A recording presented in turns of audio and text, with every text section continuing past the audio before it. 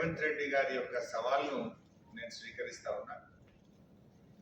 ఎందుకంటే ముఖ్యమంత్రి రేవంత్ రెడ్డిది తొండి రాజకీయం. ఎన్నికల్లో ప్రజలకు ఇచ్చిన వాగ్దానాలను అమలు చేయడం అధికారంలోకి వచ్చిన పార్టీ బాధ్యత. ప్రతిపక్ష పార్టీగా ప్రజల తరఫున ఇచ్చిన హామీలను అమలు చేయించే బాధ్యత ప్రధాన ప్రతిపక్షంగా మా మీద ఉంటుంది. ఇవాళ రేవంత్ రెడ్డి గారి పరిస్థితి ఏంటంటే గ్యారెంటీలు అమలు కాక కాంగ్రెస్ పార్టీ గ్రాఫ్ పడిపోతుందని చెప్పి ఆయన ఇవాళ ఆపద మొక్కులు మొక్తా ఉన్నాడు. దేవుళ్ళ మీద ప్రమాణం చేస్తూ మళ్ళీ ప్రజలను మరోసారి మోసం చేయడానికి ప్రయత్నం చేస్తా ఉన్నాడు. ఒక్కొక్క పత్రికలో మీ పార్టీ ఫుల్ పేజ్ యాడ్లు ఇచ్చింది. ఎంత స్పష్టంగా రాసింది, 100 రోజుల్లో నెరవేరుతుంది ప్రతి గ్యారెంటీ. ఏమైంది మరి? 100 రోజుల్లో నెరవేరుతుంది ప్రతి గ్యారెంటీ అని అన్ని దినపత్రికలకు కూడా ఫుల్ పేజ్ యాడ్లు ఇచ్చింది కాంగ్రెస్ పార్టీ. మేము అడుగుతున్నది అదే. 100 రోజులు కాదు, 120 రోజులు దాటింది. ఎక్కడ పోయింది నీ గ్యారెంటీ మిస్టర్ రేవంత్ రెడ్డి అని అడుగుతున్నాం. ప్రజలకు అర్థమైంది, ప్రజలు నిన్ను బండకేసి కొడతారని నీకు తెలిసి ఇప్పుడు దేవుళ్ళ మీద ప్రమాణం చేసి మళ్ళీ ఒకసారి ప్రజల్ని మోసం చేసే ప్రయత్నం చేస్తా ఉన్నాం. నేను రేవంత్ రెడ్డికి సవాల్ విసురుతా ఉన్నా.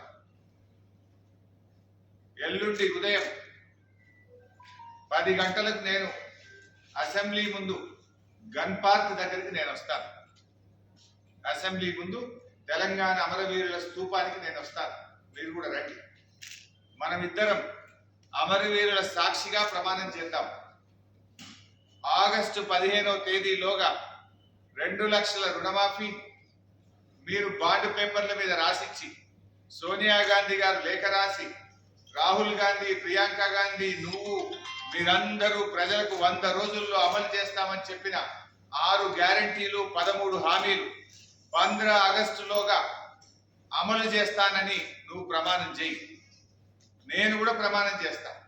ఒకవేళ రేవంత్ రెడ్డి గారు 15 ఆగస్టులోగా 6 గ్యారెంటీలు నిజంగా అమలు చేస్తే నేను ఎమ్మెల్యే పదవికి అక్కడే రాజీనామా చేస్తాను. మళ్ళీ ఎన్నికల్లో కూడా వచ్చే ఎన్నికల దాకా మళ్ళీ పోటీ కూడా చేయ ఉప ఎన్నికలు. అట్లీస్ట్ నాకు కూడా తృప్తి ఉంటుంది. ఒక 5 ఏళ్ళు ఎమ్మెల్యే ఉన్న దానికంటే కూడా కోట్ల మంది ప్రజలకు రుణమాఫీ జరిగి 6 గ్యారెంటీలు అమలయ్యేటువంటి సంతృప్తి నాకు మిగులుతుంది. నా పదవి కంటే కూడా తెలంగాణ ప్రజలకు మేలు కావడంలో నాకు ఎంతో సంతోషం ఉంటుంది, ఆనందం. ఒకవేళ అమలు చేస్తే ఎమ్మెల్యే పదవికి రాజీనామా చేసి ఉప ఎన్నికల్లో పోటీ చేయకుండా నేను దూరంగా ఉంటాను. ప్రజలకు మేలు జరగడం నాకు ముఖ్యం. ప్రజల ఆకాంక్షలు ముఖ్యం. ప్రజలకు మీరు ఎన్ని మభ్యపెట్టిండ్రు? ఈ రాష్ట్రంలో అక్కా చెల్లెళ్లకు ఒక్కొక్కరికి నెలకు 2,500 రూపాయలు ఇస్తామని చెప్పారు. 4 నెలలంటే ఈ రాష్ట్రంలోని ప్రతి మహిళకు 10,000 రూపాయలు కాంగ్రెస్ పార్టీ బాకీ పడ్డది. వృద్ధులకు, వితంతువులకు, రాష్ట్రంలో 42 లక్షల మంది ఆసరా పెన్షన్దారులకు నెలకు 2,000 రూపాయలు బదులు 4,000 రూపాయలు ఇస్తామని మీరు హామీ ఇచ్చారు. మధ్యలో జనవరి నెల ఇచ్చే 2,000 కూడా ఎగ్గొట్టింది.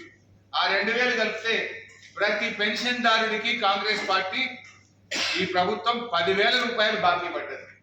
బాకీ పడ్డ పెన్షన్దారులకు 10,000 ఇవ్వండి. 15 ఆగస్టులోగా 4,000 ఇచ్చే కార్యక్రమం ప్రారంభించండి. మహిళలకు బాకీ పడ్డ 10,000 ఇవ్వండి. నెల 2,500 రూపాయలు ఇవ్వండి. ఎస్, నేను తప్పకుండా రాజీనామా చేస్తాను. నేను రెడీ.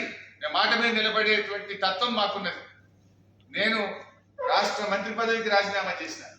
తెలంగాణ కోసం కేసీఆర్ నాయకత్వంలో 2 సార్లు ఎమ్మెల్యేకి రాజీనామా చేసిన. మాకు త్యాగాలు కొత్తగా. తెలంగాణ ప్రజలకు మేలైందంటే అంతకంటే సంతోషం మాకు ఇంకోటి లేదు. ఆగస్టు 15వ తేదీలో నువ్వు అమలు చేయి. నేను రాజీనామా చేసి ఎన్నికలకు కూడా దూరంగా ఉంటా.